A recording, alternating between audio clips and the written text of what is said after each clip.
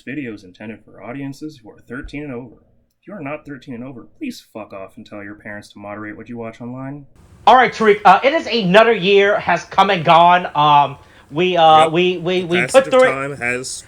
Hey, look, it is the long-awaited. Not that long, only like a week or something. Gotchard review for our Gotchard review. Because remember, our reviews are the best. Right? We are the only people within the space that does deep dives and don't go off topic during the middle of these talking about a completely random. We also are the only ones that have the only ones that have the courage to. That's right. Yeah, we're the only ones that are brave enough to say everything. Right? All right. Hey, it's Kamen Rider Gotchard, the series review. Right. So, man, there's a lot to talk about Gotchard. I think the way that we always present is we start off with the story first, right? Yeah. Before we move on to the individual characters, and then we just end with miscellaneous random bit. Right? Like I said, we don't really ever have a system. If there's production stuff, then we. I think tack that on at the. Right. Yeah, like I said, there's no. I mean, this is gonna be time step for the stuff, but it's gonna be time step for the audience no matter what. So right, but like always, we don't have a system. All right, so all right, let's get over the story. All right, they really changed the story after the first 16 episodes. Once they realized this show was not working, apparently, right? Yeah, So I did a little bit of investigate.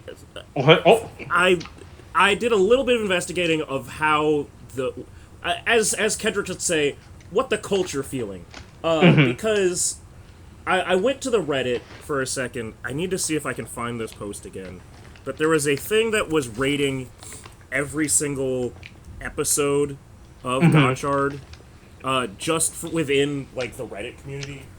Right. It's a truly, seismographic, sort of scaling. I need to see if I can find the post again. But it really shows exactly how divided people have been about this show. And I think that, that's one of the bigger things about it is just, hey, I mean, you can have... There's a lot of aspects to this show that are not in any way the fault of the performers or the setting that it's in, or it's not like it had bad legs to stand on. It just came out really fucking weird. No one could really stabilize it. Let me see if I can. You keep talking. I'm gonna go through my history to see if I can find this. All right. Yeah. So like I said. Like, the story, hey, look, Alchemy, I think the story presents up as a really good concept at the beginning, right? Because I thought we were going into this show like a Cardcaptor Sakura, Lilo and Stitch TV show type of vibe, right? Like, the little first episode is, fucking, all the Chemys are fucking gone, like, uh-oh. And they're like, hey, man, you gotta find these goddamn Chemys, or else the fuck off this fucking... go catch Pokemon, Right? Please go find this Chemy for us, I was like, and that's a bit good enough, right? I was like, all right, we gotta catch the Chemy every episode. It's literally Cardcaptor Sakura, right? It turns out, hey, look, don't pick up a random book and read it, It turns out you might unlock the spell, right, and fuck everything over, right? Yeah. So I thought that concept was good enough, right, of them doing that every week of, hey, we gotta catch these Chemys or whatever the fuck, every week, right? And then, it was that for the first 10 episodes before they just straight up gave up on it. I was like, this thing fucking... catching the Chemy of the week is not working out, apparently. Even when we throw in multiple Chemys. Even when we go off-screen to catch Chemys, it is not working out, To try and speed up the because it turns out... Because 101 Chemy... It turns out 100 is a fucking ton, right? Even if you're to catch two my per issue episode, right? Yeah, but this goes back to my comparison and my issue with Ghost, where they did the same thing with the icons, and they just went by I think it must have been episode 18 or something, and it might have been even earlier than that, but they just went, anyway, so we caught all the icons and we used it, and then they split up again because we had to use the magical Dragon Ball powers on somebody else first. Yeah. And he's delaying his inevitable death. I mean, he's already dead, but he's delaying the Reaper coming to claim his soul, you know? Right? Yeah. But yeah, I feel like the show just didn't have like a real plot, right? Until like Garyon showed up, and even then, it's just he only showed up to give like a villainous plot, you know, right? Like the show itself did not have like a real overarching narrative story for us to actually support. Be like, hey man, I really hope Houtaro, Rinne, and Spotter complete their mission this year, you know, right? This week, you know, right? It was just like, I felt like everyone was just like, oh man, what the, like everyone was like, hey, it's like when you go to school, man. Hey man, what the fuck are we doing? What are we learning today? You know. And they, right. I mean, the thing is, like, there were so many of the interactions with the Chemys that just didn't really matter, I guess is the best way to put it. It's like they couldn't decide between focusing on the individual, like, Chemy, you know, situations that would come up, and the like, and then the various characters that they had coming up, and they couldn't tell which thing to focus on, like, on a week-by-week basis, just for all of that. Right. Yeah, right. Like that was like one of my biggest issues. Like, it was like the show had like no real plot. Like I'm not expecting the show to be like Geats or King Oja, where it was like a super serialized. Like every week is like, and this leads into this. You know, right? It's fine for a show to be like, hey man, here's just a shit post adventures. You know, right? But even shows like that, right? Like in Pokemon, right, where every week was just like in Pokemon was not a serialized adventure, but there was at least like an end goal. By the end of there was like an overarching thing, and when the villains came up, the villains, there might be your problem of the week, and then the villains that are perpetually around, like Team Rocket, that are might be involved in it in some way, shape, or form. But the fact of the matter is, there were other individual situations happening, and those were their own thing, you know? Right. Yeah, that's where it's like that's what we got from reading off the production blog was like how like no one knew what the fuck the theme of the show, right? Because reading was like even after reading, I still don't understand what the theme of the show is, right? Right? I still don't understand what is the gotcha and goal, you know, right? Because the show, it also didn't help that the show does not elaborate on Hotaro's goals at any point within the show, other than what we read. Because apparently his goal in the show was, I really hope for humanity and Chemy to live peacefully side by side. I was like, yeah, I mean that's a fine goal, you know. Really, if he had said this at any, he might have said this at some point in the show, but but he did not make any effort, you know, right, for his big goal to happen within the show, right? Yeah. It's just like the story was really disconnected, and that day was like, I felt like you literally could have just, like, every narrative bit in the show could have been out of place, and it still probably would have made the same.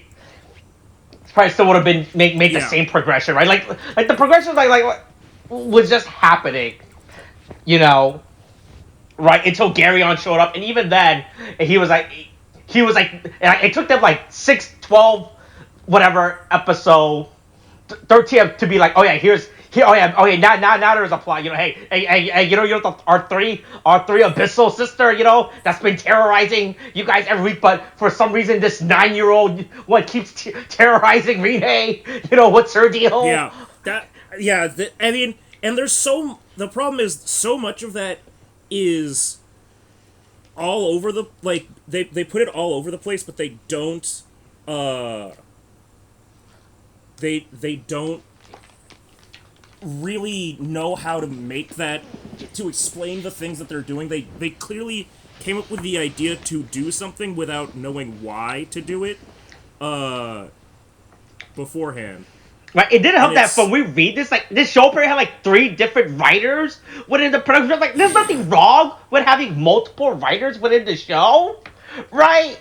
But I felt like none of these people were ever, like, outside of, like, probably, like, the first day, they were never in the same meeting room ever again, right? They met up the first time. It's like when you have a group project, right? You meet up for the first day, and then you guys just don't ever meet up, and everyone does something at the end of it until the last day where you have to turn in your project. Yeah, but the problem is that this is a situation where somehow they didn't do, like, yes, it is the thing where, like, you all are supposed to meet, like, you all have a group project and you do work on your own, but instead of each of you doing your own part and, like, working on it, that is disjointed enough, right? If 3 people have 3 separate ideas for the same thing, but it's like 3 people did the entire project their own way, then came back and looked at each other like, oh shit, you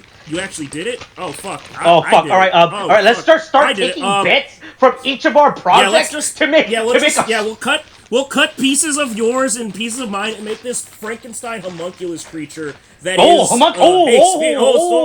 Homunculus. I didn't even know that was gonna be relevant when it came out of my mouth. But yeah, they made their own homunculus, their own doll. Right, yeah.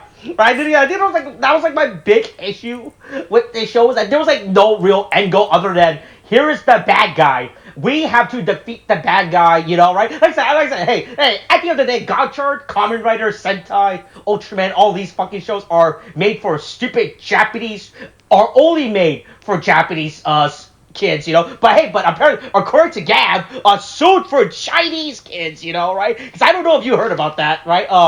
Tariq. What? Hey, I don't know if you heard about this for Gav, right? But hey, I hope you're ready to enjoy those first 20 episodes, right? What the fuck does that mean? Because apparently the production for Gav, Bandai wants to get, it's a really off topic within this little story section review, but I forgot, I'm gonna throw it in here, right? So Bandai really wants to get to the Chinese audience right now, so production for Gav started way earlier, right? They have already filmed up to episode 20 of Gab. Just because they need to get these episodes early done to show to the Chinese board. To get them to approve it. Man, I hope those first 20 episodes of Gab are a banger. Okay? Are fucking cooking, yeah. We will not know. That's crazy that is a part of this whole system. Yeah. But anyway,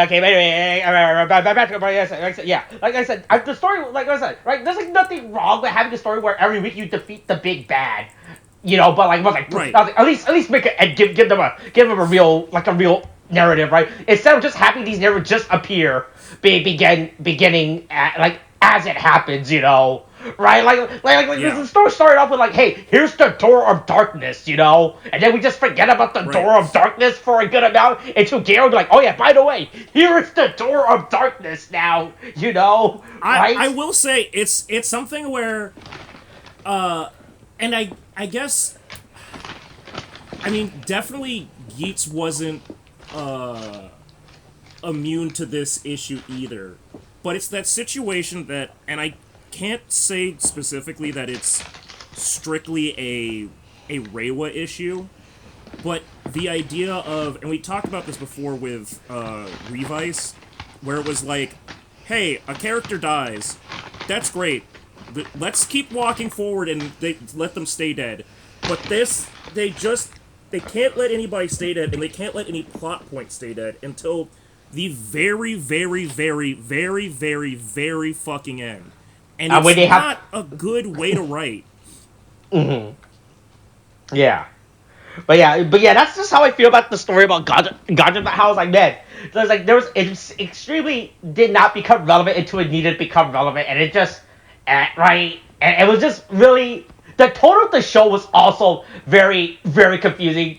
Because at the beginning of the show, it was extremely go happy lucky, ooh, here's our weekly fun adventure, right? And then Garo was like, hey, I'm gonna beat the shit out of this 16 Your old schoolboy, you know. I'm gonna have. First of all, I'm going to take over. I'm going to have his friend be possessed. Hey, the first secondary rider to beat his friend up. Technically, the first Dark Rider to get on top of the other Kamen Rider and just start wailing on him schoolyard style. And then also, let's not forget that his early interactions with the Abyssal sisters, that seems like they just completely forget because of, they just go, it is what it is. He just was like kicking and punching and throwing them across the room. I think he, on 2 separate occasions, launched both Lachesis and Clotho across the, like, alchemy room. And it was bad. That's, like, he went fucking heavy on it. Right. But yeah. Yeah, so that's those are my thoughts about Gotchard. Like I said, the story had a lot of good potential, but they just didn't really enact upon anything, right? Like, Yeah. And also the goal of the characters was also really, but I don't even know what Rinne's goal was in the show. Now that I think about it, right? God, yeah. I mean, well, so they tried to establish her as this, like, I guess was it become friends with Atropos?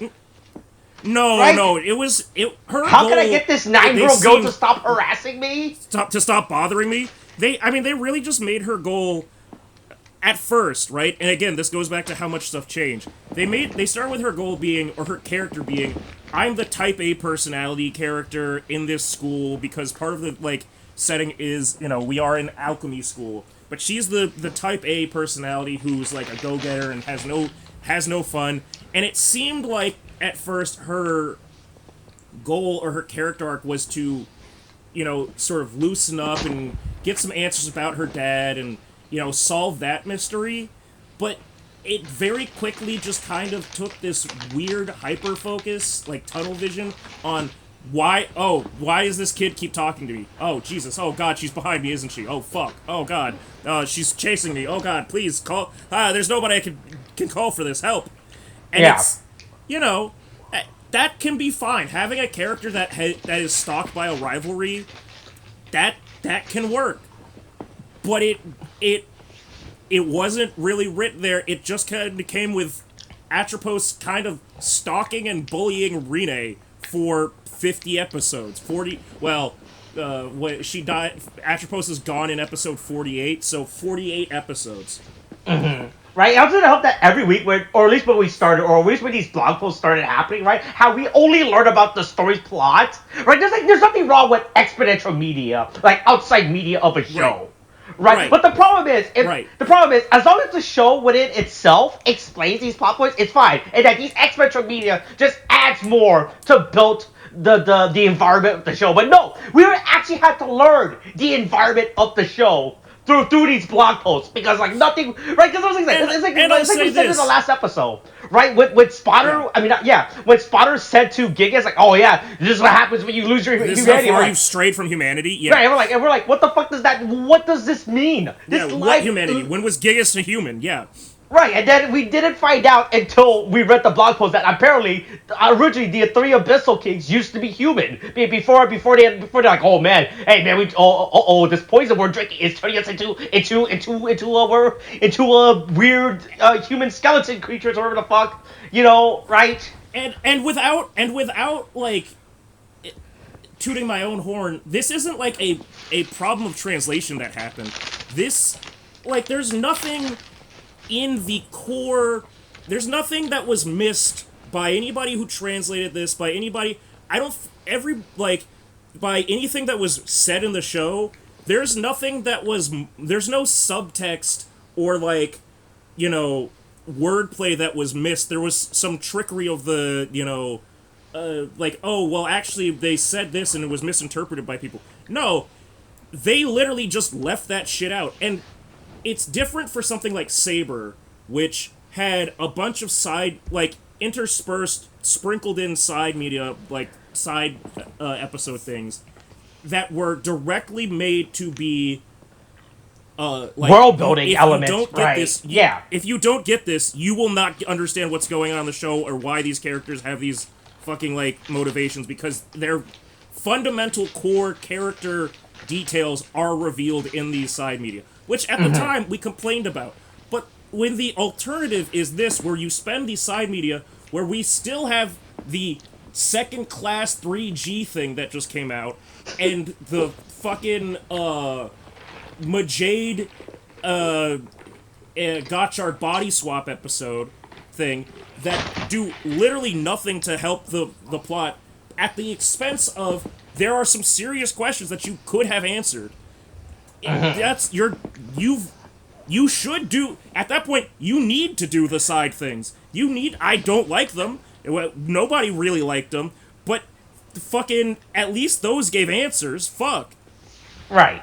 All right, but yeah, I think that's really all I have to say about the story of the show, right? And those are my thoughts and opinion about the story. It's like, I said, there's a lot of just like a bunch of stuff that weren't delivered well enough, right? It's a bunch of stuff that wasn't delivered well.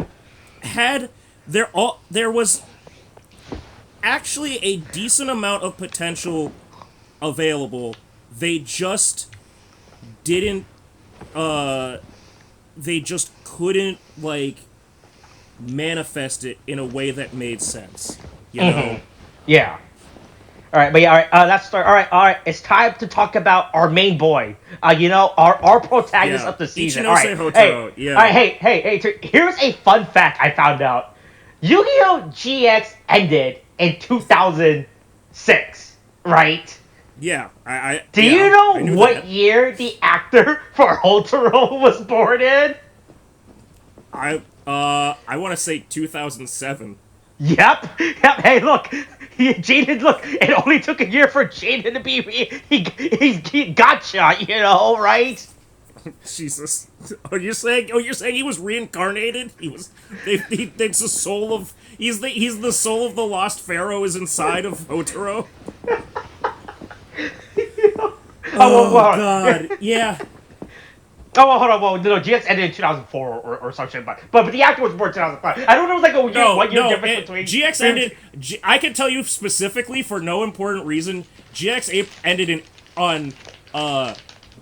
in April of 2007. I know that for a fact. I'm not saying that any important relevant information about me that I need for certain things is related to that, but I do know that specifically for that reason.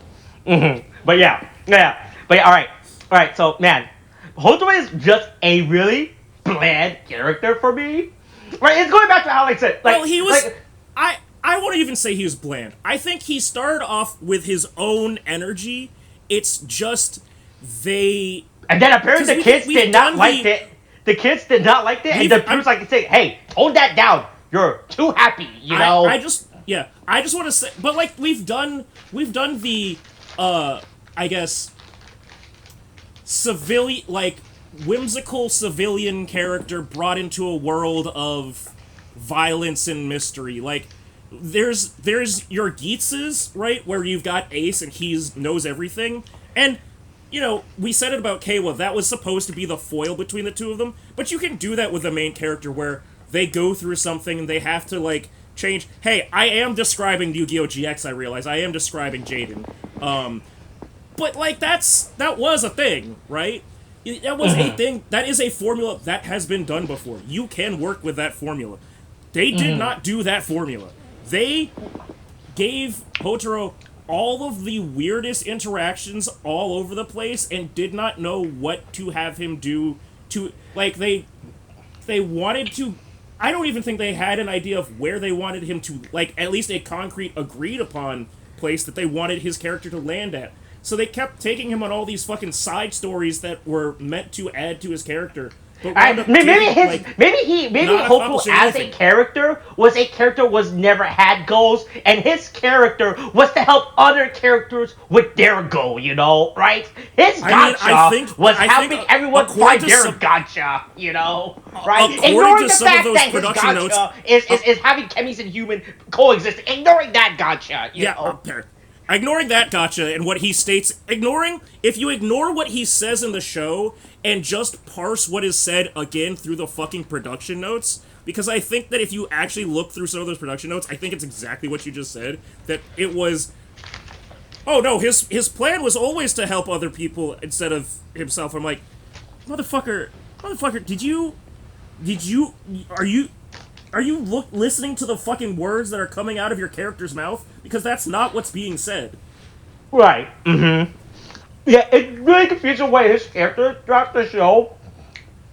Right? Because at the beginning of the episode, right? Because hey, look, they're in high school and it's in Japanese high school at least, right? They have to do these career day like answer sheets. Yeah, the what are you doing at the end of when you get out of high school, what's your plans? Are you, which to be honest, Hotaro's thinking about this way too much, because at least his family owns a restaurant, so at the very least, he just to fill out the thing and not get bothered by people. Because there's no job police that come and get you within the next 4 years if you haven't accomplished your goal, and they just come in and put you down and euthanize you. It's not that big of a fucking deal. Do you think him not knowing how to fill in his career, she was like an actual representative of them not knowing what to do when his character throughout the show has always been foretold? Like, the first episode gave us the ultimate hint, because I felt like when they were hyper-focused on again, that... the three writers, came together and they're like, okay, I know we all had our own plans for this, but we figured it out. We figured out what parts from each of ours that we want to do and we're gonna keep. It's all good.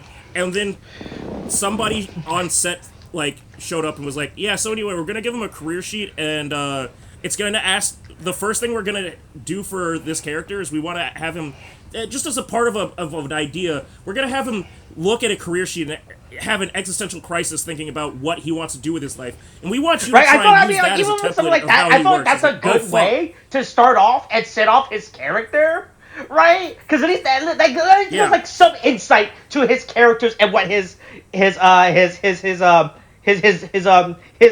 inner workings are, right? You know, by having him do this, like if he wrote something even something as arbitrary, like, hey man, I'm helping the world, or something as generic, right? You can at least give us... again.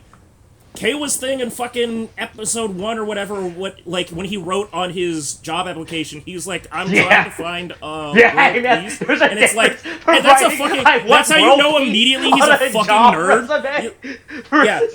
You go, you're a fucking crazy person. You're a fucking crazy person. But hey, that gives you some window into his personality and what the fuck he thinks. Right? This is like, yeah, so I was so confused with what Hotaro's entire his motivation was. I thought it was cooking, right? Because we had that whole episode where he finally learned the meaning of So I think that a really missed opportunity that I could see the embers of this there in the background, that clearly somebody had an idea of this, but they couldn't commit to it, of using Hotaro's fucked up, homemade dishes as a comparison to his, understanding of alchemy, right? Mm-hmm. The idea of, cooking things and bringing them together and all this stuff. But again, this was an idea that probably one writer had, and that was their vision for Houtaro. And then other writers were like, yeah, so anyway, he's gonna really want to focus on the chemies and the cards and stuff. It's like, so we're not doing the cooking thing? Okay, so I'm just gonna write out all of this dialogue that I had over here. But we do still have, I already turned in the script. The script does, you know? Yeah, we've already done the script. The set. Now. Yeah, one person focused on the dialogue and one person focused on the set location, set descriptions of Houtaro goes and cooks a blue omelet, and then he starts talking about cards for 30 minutes. And it's like, oh, I didn't think he was gonna. I thought he was gonna talk about food. It's like, no, I wanted to talk about cards. Oh, probably should have written that he cooks food for this scene. Then, I did that a lot, by the way. We also just gave up on him making food, right? Halfway through the show, right? And I thought it was just a little fun comedy bit. But once again, giving insight to his character. You know, I'm like, hey, Yeah, he made his I weird. thought that maybe in that final moment when he goes back to the kitchen, like in the last episode, right, when he goes back to his place and like talks to his mom, I thought maybe he would get, like, he would bring some food, he would bring some food that he made to his friends. Yeah, At least these that are would my have brought the whole gotcha thing full gold circle. rice ball, you know, right? Yeah. Mm-hmm. Right. Oh man, But that was instead so it's good. just- Yeah. Yeah. But instead, they just go, anyway, it's because his mom, because there was an idea there that they could have used. All right. Here's the thing. Here's the thing. Just, you know, we never saw who made the rice ball. All right, we just saw the mother. That's true. Give him. You know, Yeah. there's She's still like, a director's. hey, please at get the these- time of this please- recording, at the time of this, there's still a director's Yeah. cut that's coming out. You know, right? Maybe in the director's These cut, we could be- actually see these could Houtaro be the make leftover rice balls from the day before that Houtaro had. He's left them in the fridge to like cool down and like get a little bit more. right. You know, like, and firm. you know, before. Right, you know, like he made these rice balls after they went to Lacus's, after they buried Lacus's body. You buried know, right? Lacus's shallow grave. Yeah, this could. You know? Yeah, right. This could be Hotaro's like cow tongue like fucking onigiri that his mom was like, listen, you need to get this fucking cow tongue and tripe onigiri out of my fucking kitchen. It smells like goddamn ass. Yeah, right. That's what I said. I just didn't understand Oto's character throughout the entire show, right? Because like interrupted, he was extremely go-happy-lucky until the event, you know, right? Whether the event is in show or out of show, right? That they had to tone down his character, right? Like, because if you watch, like, as the show progresses, you can see how toned down his character gets to it. I wasn't sure if they were doubling down. I feel like, man, they're really doubling down on his character per se. I was like, hey, realize this is not working, so now they're like, okay, we gotta fix. We can still make this work, you know, right? Yeah, we can land this plane. We can land this plane. Mm-hmm. But yeah, I was like, yeah, I just wasn't really sure how to make him Ultimate's character by the end of the show, you know. Yeah. Mm-hmm. Anything you want to say about Houtaro? You know, again, my thing is, it's not a character. He wasn't a character that was inherently going to be bad, or like well developed, but they really screwed the pooch on this one. They did not. I mean, they also had like so much opportunity to develop his character, right? Because hey, that's the thing. So I don't know in Japan when the fuck they actually give out these school career questions. Like, do they do it at the beginning of freshman, or like when you're like your end of year, whatever the fuck, you know? It seems actually. Well, see, when you think about it, what grade is Houtaro even in Japan? Because actually no. When we start the show, he is a second year. And they are right after their summer break. Mm-hmm. And then he becomes a third year in the middle of the show. So they're asking him for some reason during his junior year towards the like middle/end of the year, like what he wants to do. Mm-hmm. Right, so basically they're asking like during the part of his life where he has to start actually considering, like, hey man, I can't really be going to play Yu-Gi-Oh every Sunday, you know. I probably should start doing something else important, you know, instead of playing Yu-Gi-Oh every. Right. I have listen, I choose life, man. I thought they could just like use this opportunity. Even though this school, like the high school setting was very, very minimal. Right, they could have just used the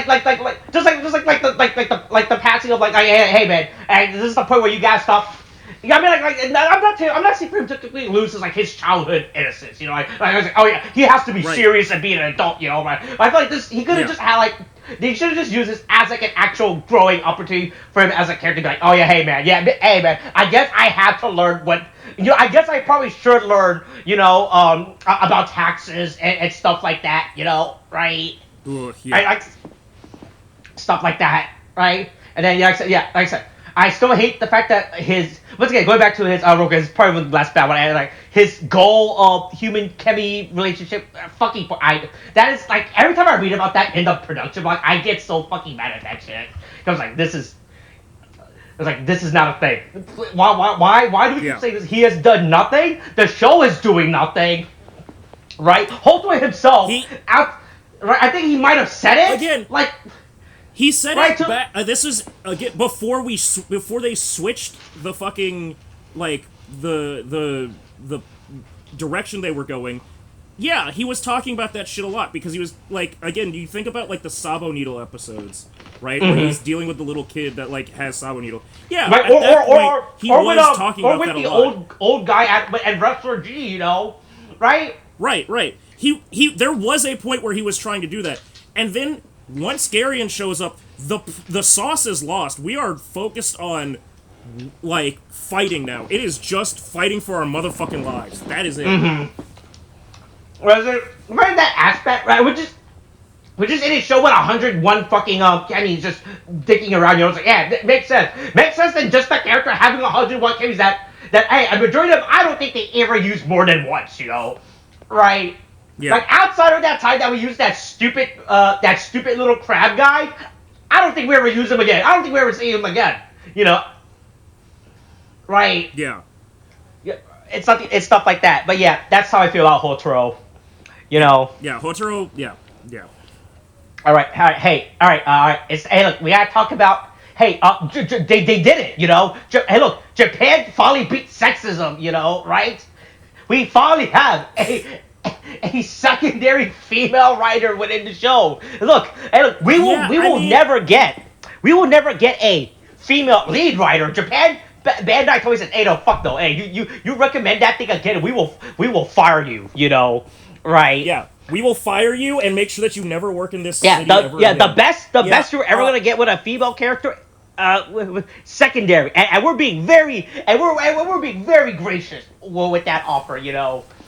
And the sad thing is, they will probably, because of the way Gotchard went, they will probably use that to be as an excuse to go, see, doesn't work, can't have broads, man. See, they make everything worse, you know. It's insane how the way that they handled Rinne. Not only as a character, but then as a character becoming a Kamen Rider, is just such a... just fumbling the bag. Like you had... Like, you just couldn't... I feel like this is... I'm saying the same thing for every single character, every single plot point to the show, where it's like... There's a formula that you could use. There's formulas that you've used before in your own things. And they just didn't and there's nothing wrong with repeating these story beats, you know? These story beats work, you know, right? Yeah, they have worked in countless other things. I would say...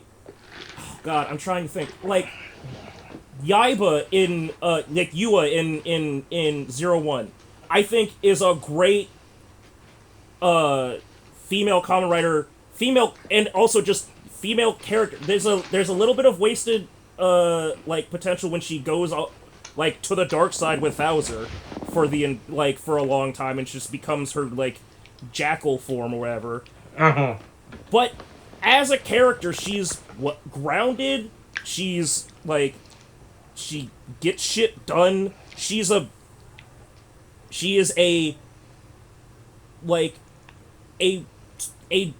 as far as a supporting character that is female, you've got a character mold right there. All you just have to do is introduce her before you introduce the other guy rider, right? Well, that's all you if you wanted to get that, if you want to just check that bingo board, like, moment of, like, hey, we had first female secondary rider, well, like, literally, if Yaiba transformed before Fua, that's how we would have gotten it. Same thing I would say in Revice with Sakura. Again, Sakura's, as a character, it gets a little bit weird with Aguilera, but for the most part, that's a competent fighter. She handled most of her shit, like, as her own shit. I'm not saying she has to do female plot point stuff, right? Like, You know, like we don't need to follow her on her trip to the mall, you know, or wherever stop. Right? But that she, even as a secondary writer at the show, she is such wasted as a secondary writer within the show.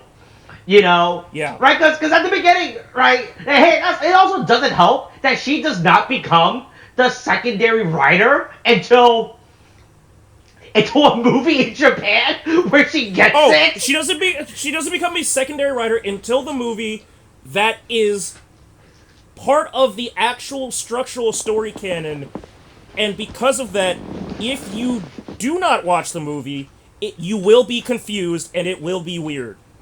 Mm-hmm. Right, it's like they also made her debut as the secondary. Right, 'cause if you watch the show, like it's clear from the beginning that she's supposed to serve as like the opposite of Ichinose, where Ichinose is like, hey man, I'm just vibing, you know. Hey man, I'm trying to live high school, you know. Right, but Rinne is like, hey, but I need to learn how to balance my account and what the fuck a 401k and a Roth, right, is, you know. I'm right? actually over here doing. You're playing this card game. Your family works in a restaurant. You know, I have nothing against people who work in the restaurant industry, but I am trying to get into an Ivy League school right now. You know, right? Yeah, I have things I've got to get done. Mm-hmm. Right, like it's seriously like honestly from the beginning of the show, like that is her character, and that is what she's trying to serve, right? As comparison, as like a juxtaposition to Ichinose's character's motivation, right? But the fact that even like after she becomes like the fact that she becomes so fucking late as a Kamen Rider, I mean not late, you know, right? She does debut with like the first episode arc of the show. Right, but even that, like the fact that she just does it so late for her character, right? It doesn't help. It doesn't help, like, as we have to spend the first 12 episodes of Ichinose just digging around, be like, hey man, yo, check out this little kid and this dancing cactus. This dancing cactus, yeah. Oh, look, right, when I push a button, it jiggles around. Like Ichinose does not learn to become a comrade until Dread shows up and beats the shit out of him and be like, oh. Right, I get it now. You literally had to beat me into understanding what my responsibilities I feel like are the game was like shit. a Kamen Rider earlier, and she has to be like, hey man, look, I am trying to, right, not only am I fighting to live, you know, but I am, right, but this is why I fight, you know, while you're just dicking around, you know, going to watching WWE or whatever the fuck, you know. Yeah, running around doing, and trying to collect all your Pokemon Go guys, I'm actually out here trying to get some work done. We're not the same. Right, yeah, so that was like one of the biggest problems with Rinne as a character. Like, she doesn't, right, it's like, right, because remember, it's like, also going back to how, like, both of these characters do not learn about each other into a literal spin-off media that right, where they have to switch bodies to understand what it's like, you know, right? Yeah. A day in the life of me. Once you've walked a mile in another Kamen Rider's right, the fact mask, that they don't learn about each other's character is about each character and how rough they have it, right? It's absolutely insane for these characters, right? We have to. I'm not saying these characters have to be like the bestest of friends. Hey, you know that's the thing, right? Hey, sometimes you guys are just work acquaintances, you know, right? You're just co-workers, right? You don't have to, right? You don't have to talk to each other after work. You know, that's perfectly fine. That's what a healthy relationship is, you know, right? You guys go to alchemy school, you do your alchemy stuff, and you're like, all right, I'll see you tomorrow, you know, and stuff like that, right? Yeah. But it's just like that Rinne's character throughout the first arc is like she's just like so dismissive about everything, right? That Houtaro does, because she's like, oh man, how the fuck is this guy a Kamen Rider and not me, you know?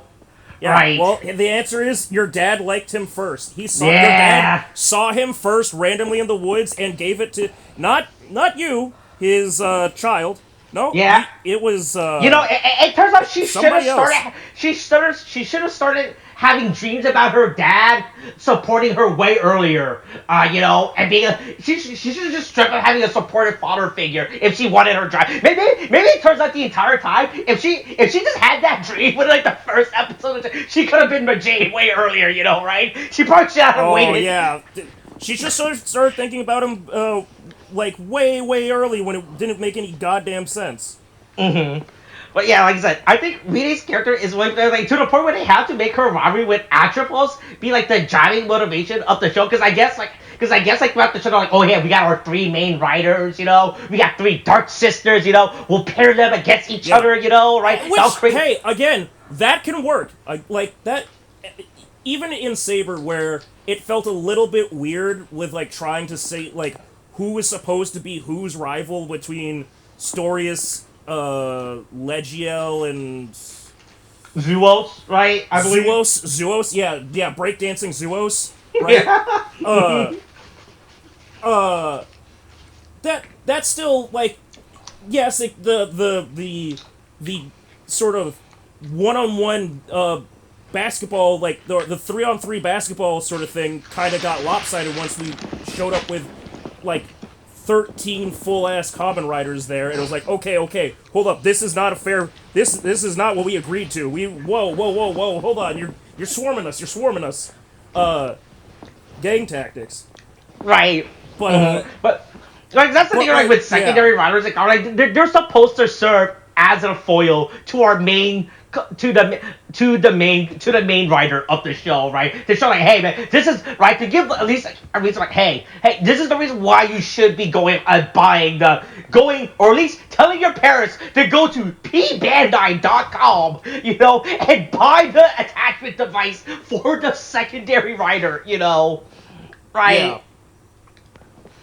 Man, yeah, that's how I feel about. I was like, her character, but also it did help. Like, what's it? Going back to how like I believe like that the turning point of the series was the body switch episode, not the body switch OVA hyper battle DVD, whatever the fuck.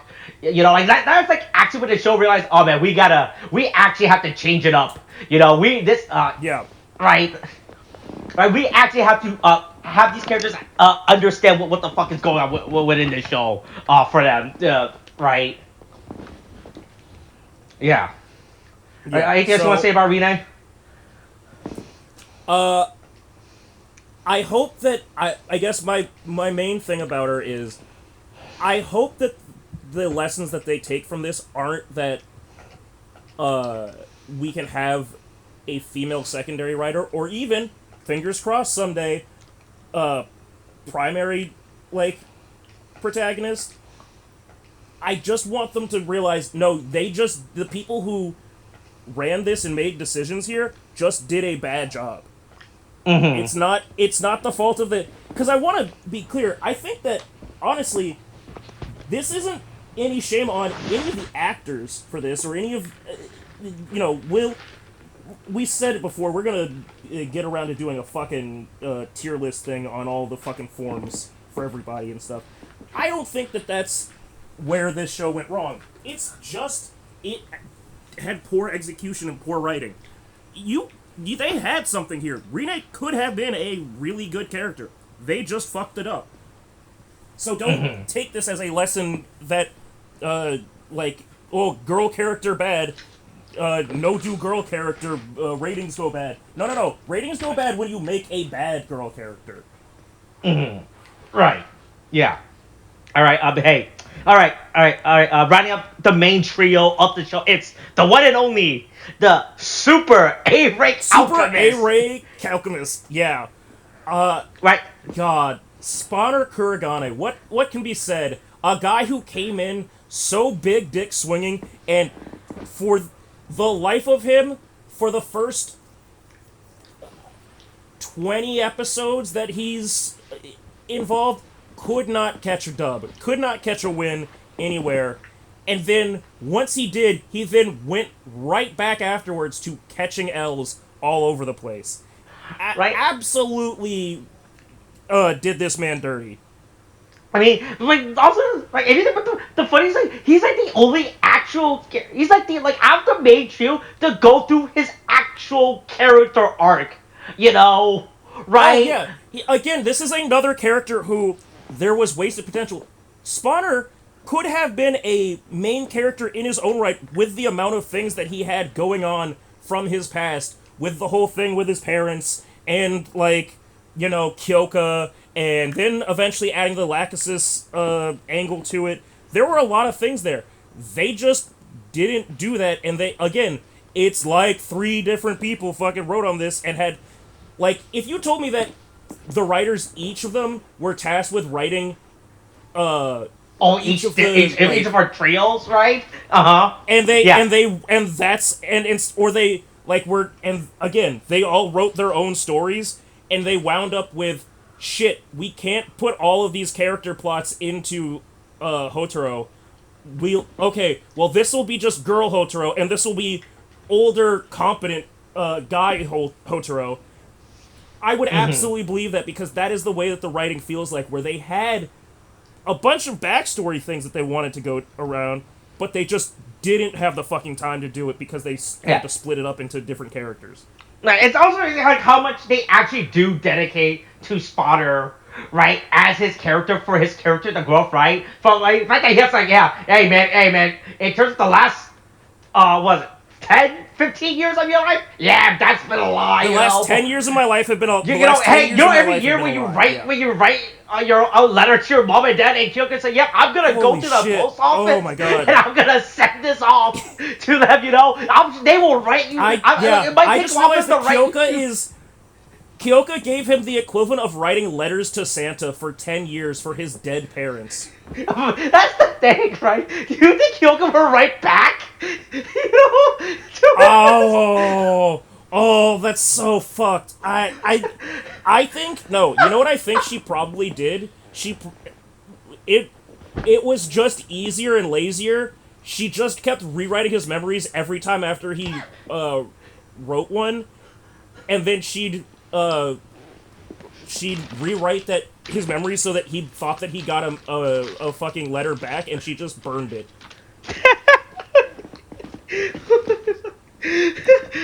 God, yeah. That's like, right. Even with all Spotter's L's, like for him being, even after he's been exposed as a Velvet fraud, right? Yeah. He still actually had like an actual character story arc, that he goes through, right? Yeah. Right. Ignoring the way, I mean, like I think all of his characters are actually very, except for the one at the very end where all of a sudden he decides to be like, hey, these trading cards, fuck them. Yeah, I'm done with them. Trading cards fucking... Here's the thing, right? Here's the thing. He was done with them for a while. From the beginning. It's weird that the problem was that they decided to make him done with it at the point that they did. And, because he's, the weight of the world and everything is, they know about it, so we have to destroy them. We knew this about Spotter. He was supposed to be different than Houtaro in the fact that, he was supposed to be the serious one of the group. He had ignoring the fact that he was a literal adult hanging around with high school kids, right? He was supposed to be the big grown up of our main trio.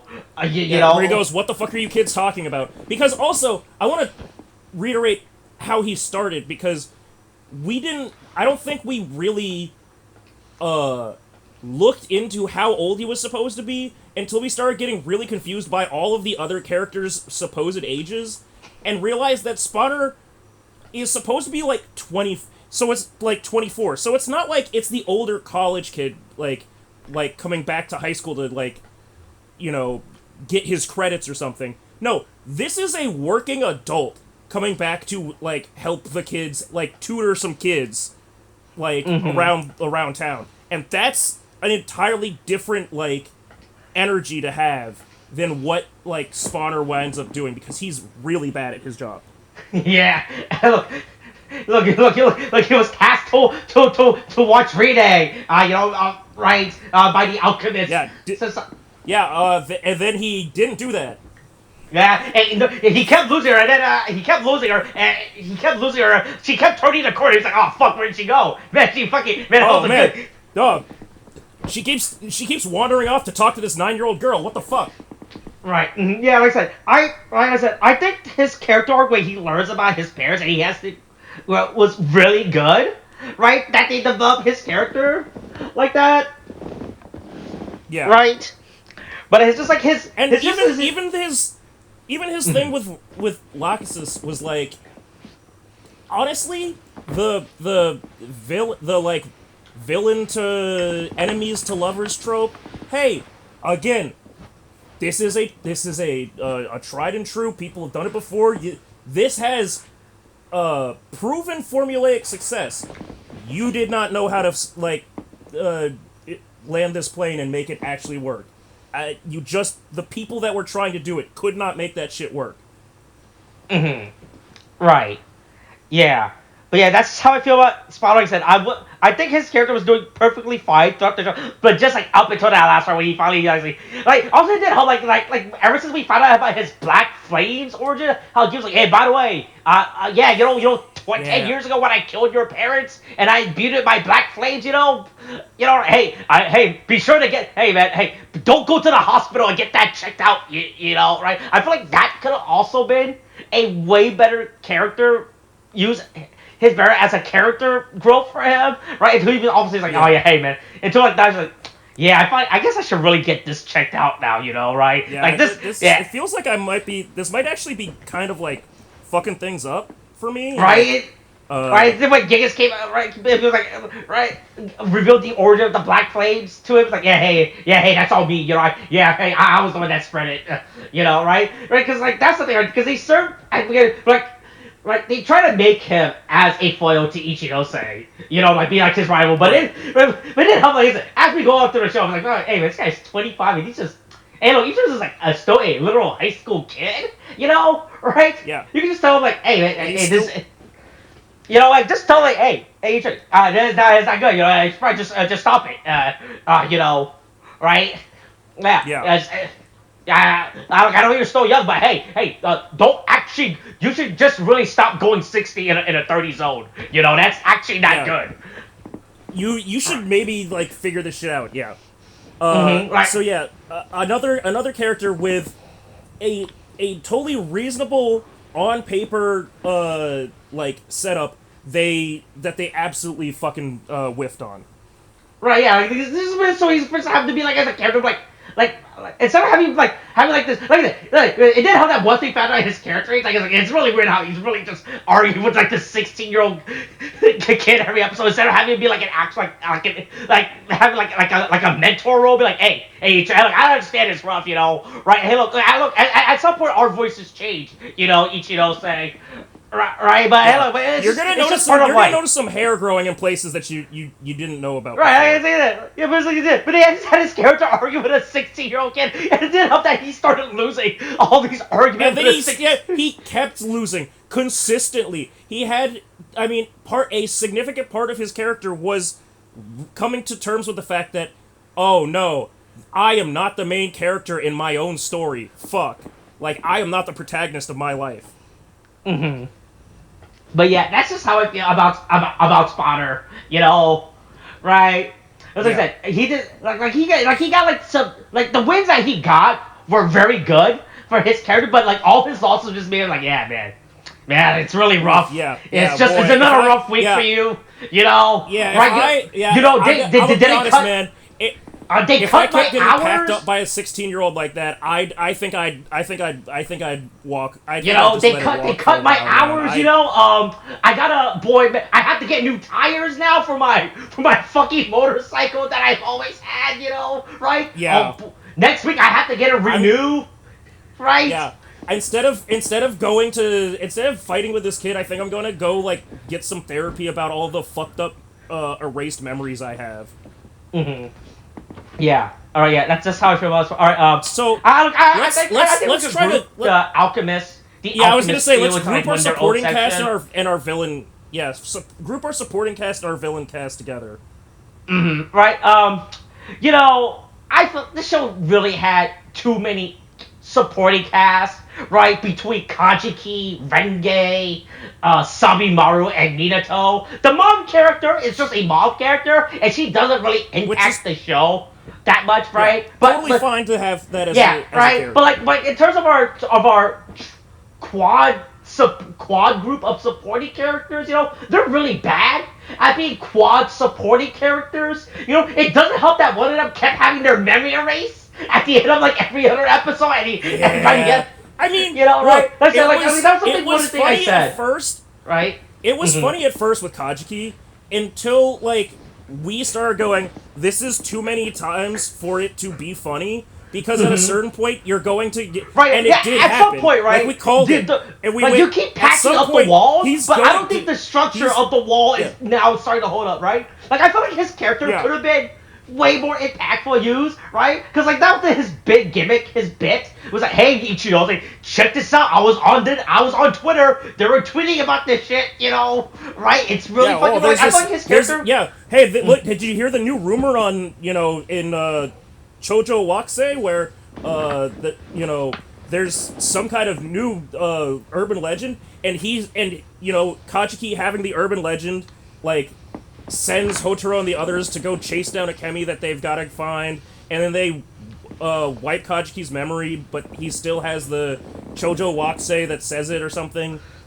Mm-hmm. That's its own thing, but that's not what it was. Yeah. It was just a man with progressively deteriorating mental, like, right? Like you could literally just cut out Kajiki from the show and nothing would have changed, right? Yeah. Like it doesn't help. Like I didn't understand, right? But that's something, right? Because it was a show about a human going to the alchemy society, right? And Houtaro was supposed to be our representation, but then we still had Kaji was like, is Kajiki supposed to be our representation of this? Nope. He just gets memory. Yeah. It just, right? Yeah. He just has a really fucking bad time at like this whole thing. Mm-hmm. Right, and then he started getting weird adverbs about hey, hot singles in his areas, right? Yeah. Like, hey, are you trying? Yeah. Hey, do you want to go on like? Hot girls from Kyoto want to message you, and he's like, when the fuck did I talk to this hot girl from Kyoto? Oh fuck, what the fuck is going on?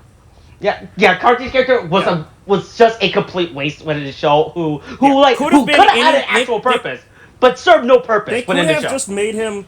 They could have just made him a rotating cast of other students that just wind up happening across chemies that are just one-off characters, but they decided to make him a long-standing recurring character that just was cursed with the fate of constant memory wipes. Mm-hmm. Right. Minato, a teacher. I want to talk about Minato, really. Okay. Minato is the real character that... Because Sabimaru and Rengen, all the people that are students are maybe the least to blame narratively for the things that happen. Minato is actively a what's it called? Negligent guardian. Like, he does not give a fuck about them kids. Like, there is a point that they have where after the Garian takeover, we get this backstory about him. And okay, that's great. I'm glad that he learns the error of his...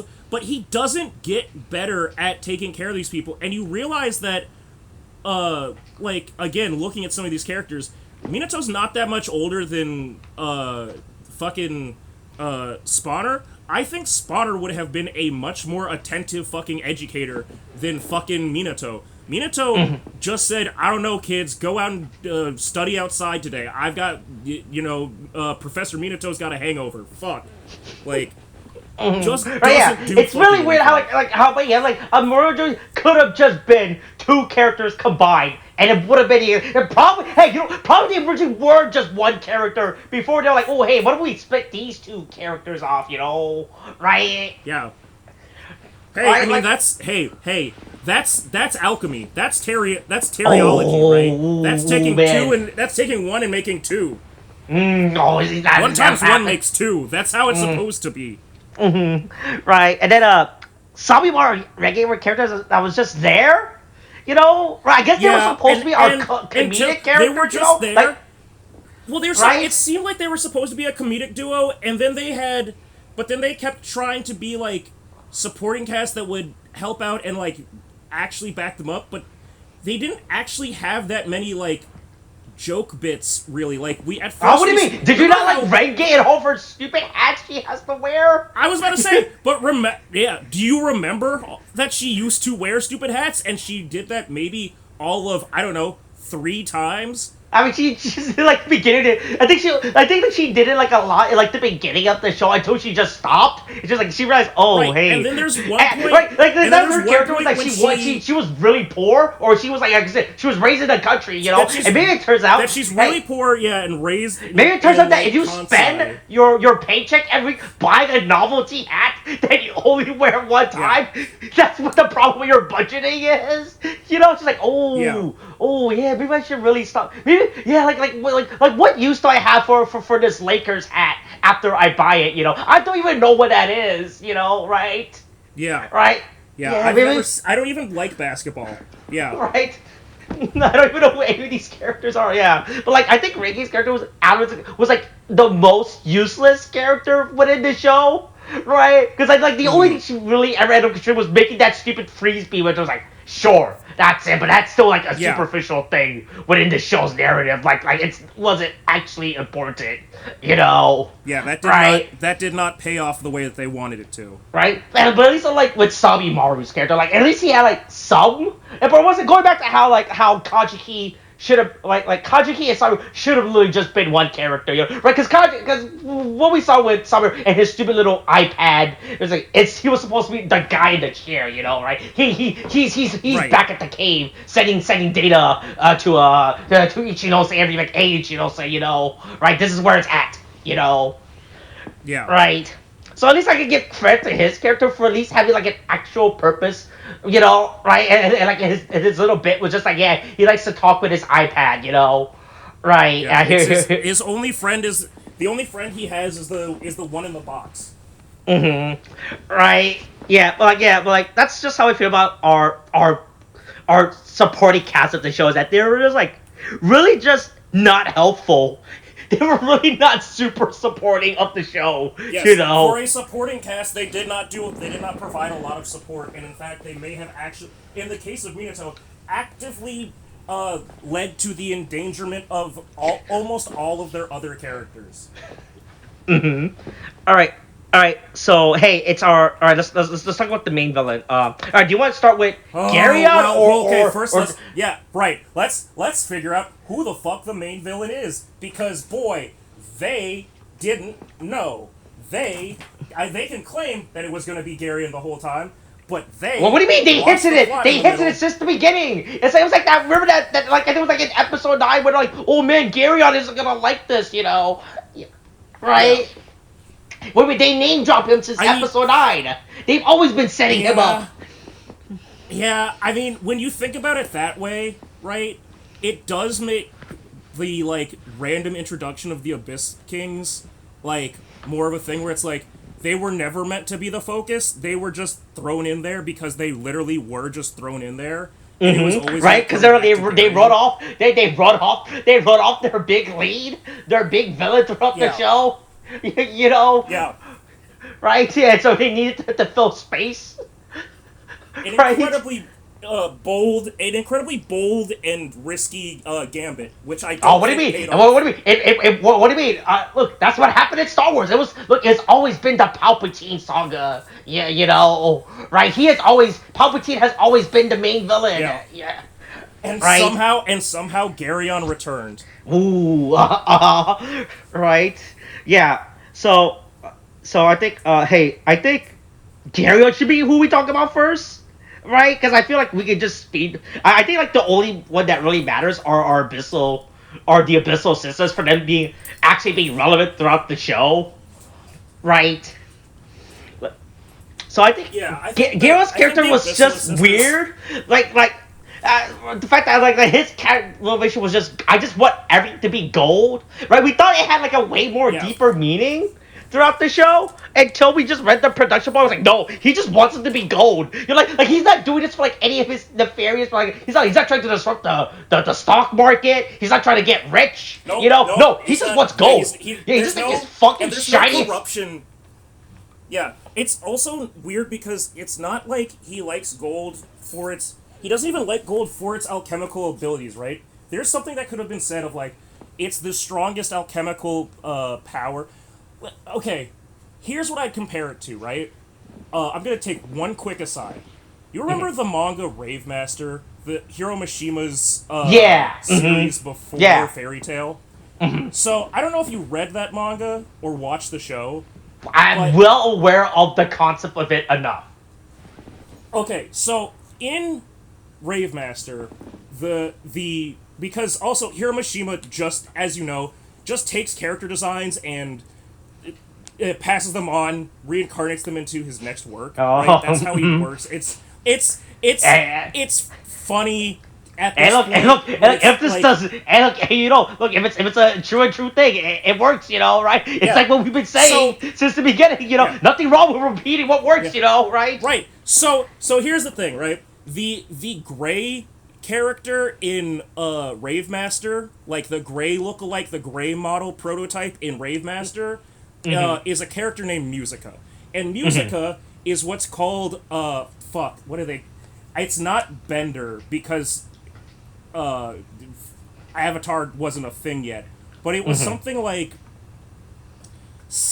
instead of how Gray in Fairy Tail does ice make, I think it was Gray. Musica did silver make, something like that. And basically, he had a little silver necklace around him, and he could just use it to make harpoons and turn, basically, transmute metal. It was alchemy, right? Yeah. And at a certain point in the series,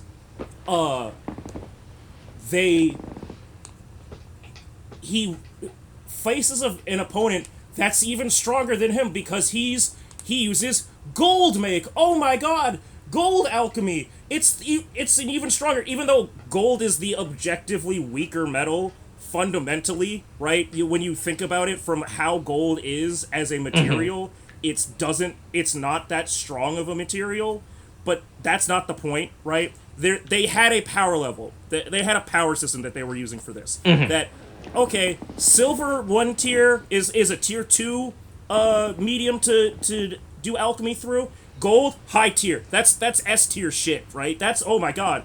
And so it's a whole thing for him to have to defeat this enemy. He has to surpass his own limits and learn to use his gold make, learn how to use his own opponent's gold make against him and break free of his opponent's attack in order to defeat the bad guy. Hey, right. That's a way to scale a alchemical power level of why gold is important. It doesn't necessarily hold up, but alchemy is already a fake science anyway that was debunked because people kept dying drinking mercury. This is what that is. They should have done something where gold was integral to his alchemical machinations. Once he had all the gold, he would be able, it would work like a fucking a Joker card in a card game where this was the do all thing. This is my wild card. I can do whatever I want when I have gold. It can substitute any alchemical thing. Once I have all the gold, I can make all my own chemies with hookers and blackjack, right? And there's nothing to it other than I want Gold City because gold pretty, gold doesn't get bad, gold good. Yeah. Right, yeah. It also doesn't help, right, that his goal was also, like I said, by side, he also wanted to open I thought he just wanted to unleash evil, right? And his goal was, I'm just gonna open up this big spooky door, and this is how I get my Gold City, right? It's I don't know. It's just like him opening the door of darkness, which is something just extremely irrelevant to his. It doesn't help that he was a character. Hey, despite what we're saying, he was a character who always had a plan. He's like, yeah, hey man, if this doesn't work out, I'm ready. Fuck it, man. He's like, I'm gonna do it like Michael Scott. You know how many times I can put the word paper in a company's name, right?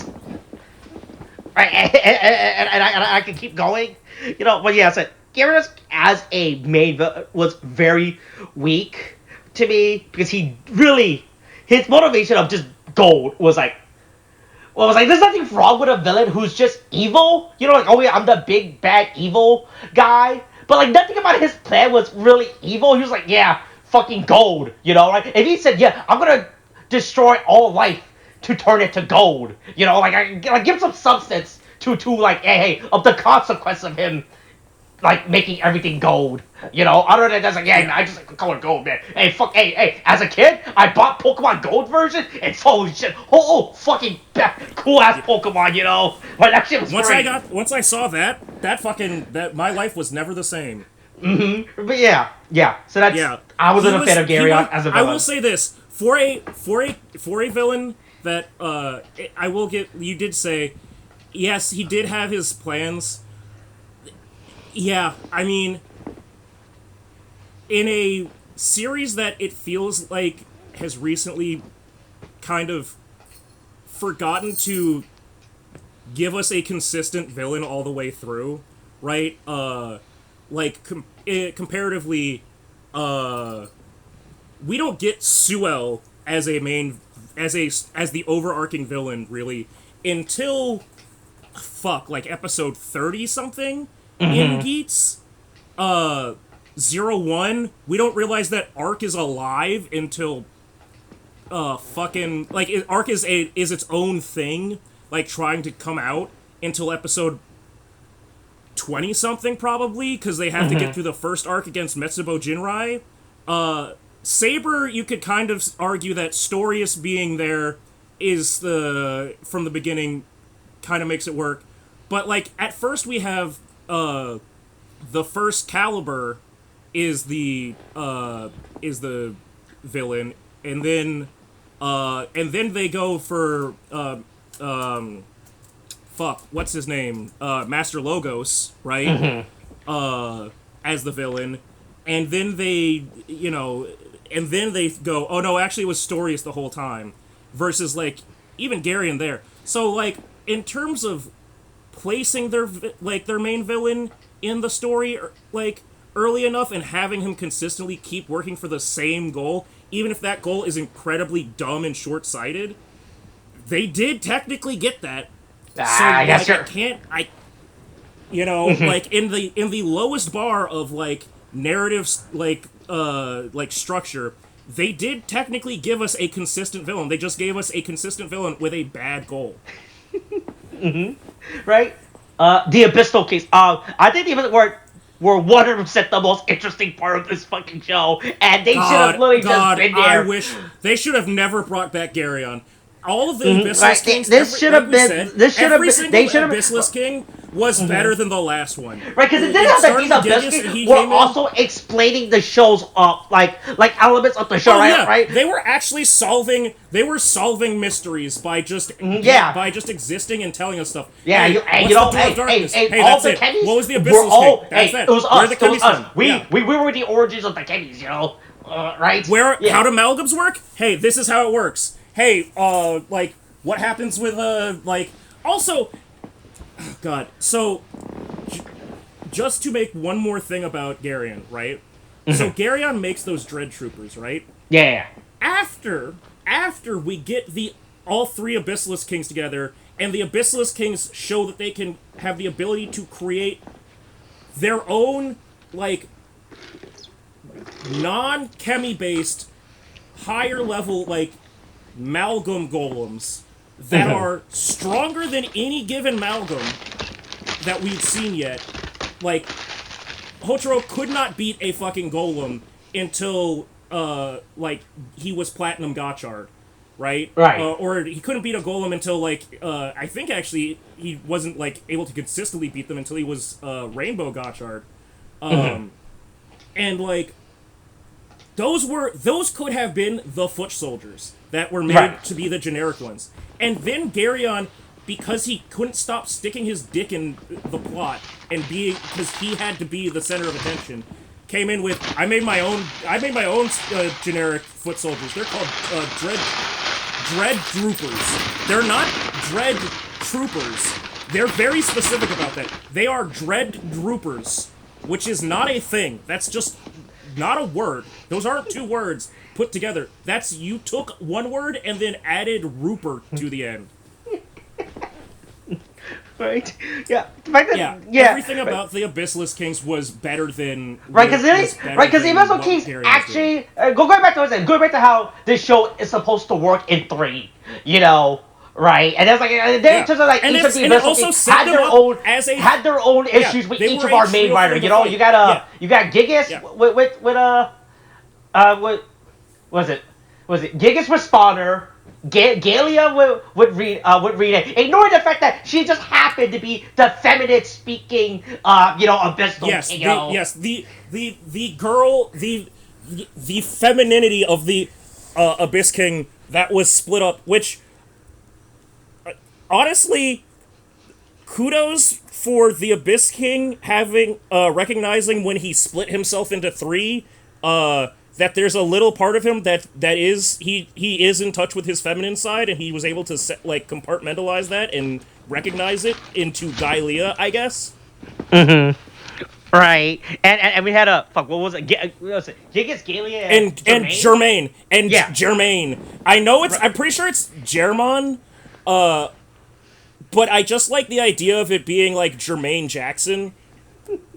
Right, and I was like this is what right because like going back to how like we haven't talked about but how the sisters were supposed to be the trio, right? And then like we just kept evolving, you know, like all right, cool, all right, we saw like their little grunts, like the little the admins, you know, but oh, here's the big boss, you know. I was like, oh yeah, hey, everything just like Yeah, hey. and honestly, if Garyon had served as had been used as a character, like in his first plot to open the Door of Darkness, and the crack that let Gigist out, and then Gigist let the other two out, and that was a whole thing. If that was how that worked, I could be cool with that. That's not what they did. That's not how they used him. It just, like, became its own stupid thing, and we had to go back to Garyon. I think when we got the Abyss Kings, we were all on board to go, oh, cool, what are these Abyss Kings up to? I like this. And then fucking Atropos had to put that fucking goddamn Rubik's Cube into Germain's chest and turn him back into Garyon, and it was all fucked from there. Yeah. But yeah, like I said, the Abyss Kings were definitely the highlight of terms of a villain for the show, because they were actually, and they actually gave our characters like individual problem, right? Instead of like, because it was like Garrus like was just fucking around with all three, but he was just like it was like the same. So it was like there was like, even though there was stakes, it was like you don't feel like there was like no like high rise stake, you know? Like he's just like, yeah, I'm gonna just turn you gold, yeah, you know? Especially when you consider like in Guy Leah's case, she put a direct conclusion to like Rinne and Atropos' entire dynamic, and like used it in a honestly very menacing way. Hey, that's good writing. That was a good kudos to you guys. Hey, whoever it was that cooked that one up in the lab, I want to give you a gold star. You did good there. Whoever said that they weren't allowed to do that until episode fucking 48, they need to be shot. They need to be put down like the animal that they are. Right, yeah, that's the Abyssal Kings. All right, all right, let's start back to the main, the first Team Rocket trio. Hey, the Abyssal Sisters, you know, we thought, you know, right? Yeah. So truly, yeah. What a trio indeed.